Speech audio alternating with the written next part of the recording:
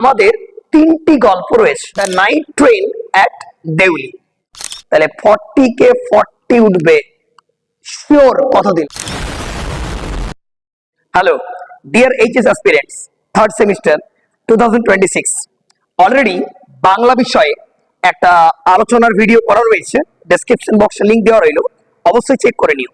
তাতে question pattern এবং guidelines দেওয়া রয়েছে, অর্থাৎ কোন চ্যাপ্টার থেকে কতগুলো এমসিকিউ পড়বে বা তোমরা কিভাবে প্রিপারেশনটা নেবে, সেটা বাংলা বিষয় অলরেডি চেক করে চলে এসো।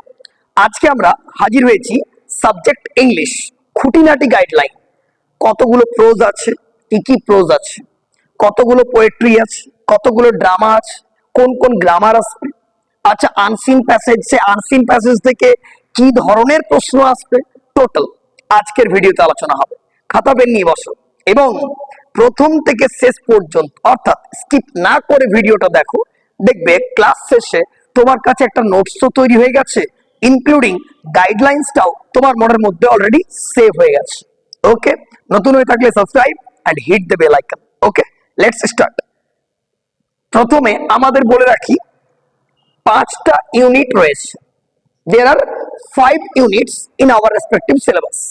ওকে, 5টা ইউনিটে কি কি রয়েছে একবার দেখে নিই। প্রথমে হাজির হয়েছি ইউনিট 1। ইউনিট 1 এ রয়েছে প্রোজ।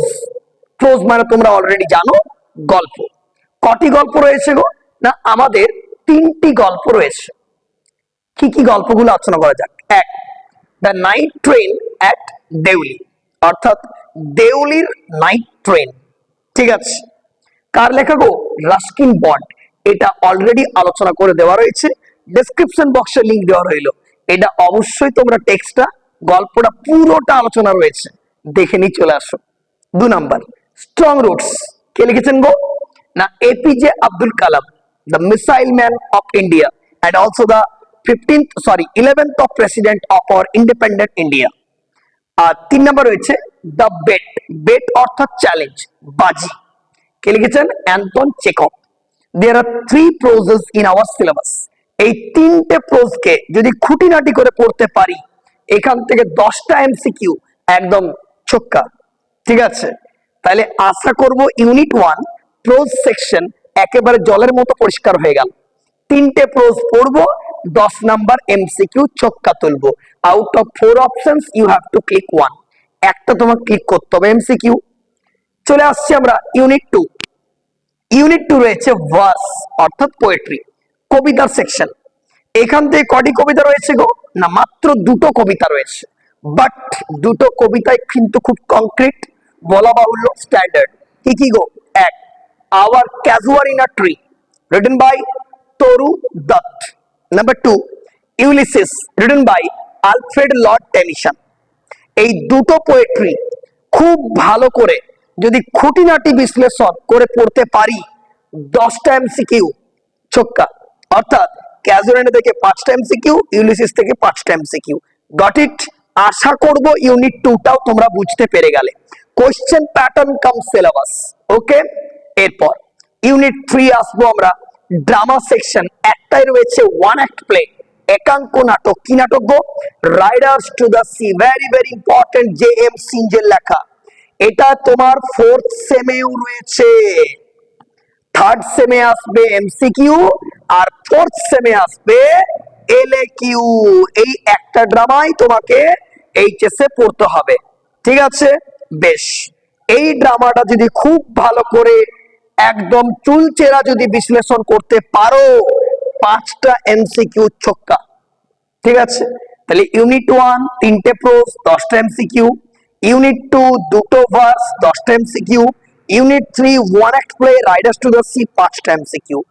10 20 25, টেক্সট থেকে 25 প্লাস তোমার কাছে কেউ ছিনিয়ে নিতে পারবে না। এখান থেকে তুমি 25 নাম্বার স্কোর করে নিতে পারছো, আশা করব ক্লিয়ার। এরপর চলে আসবো আমরা ইউনিট 4। ইউনিট 4 আমাদের গ্রামার আসবে, সেটা বলেই দেওয়া আছে, টেক্সচুয়াল গ্রামার। টেক্সটের লাইন ধরে গ্রামারটা আসবে। কি পড়তে হবে গো? চেঞ্জ অফ ন্যারেশন, আমাদের বহু পুরনো সিলেবাস, শুধুমাত্র রিভিশন করলেই হয়ে যাবে। 2, কারেকশন অফ এরর্স, অর্থাৎ error correction. 3 number, simple complex compound sentences, আর 4 নাম্বার স্প্লিটিং অফ সেন্টেন্সেস।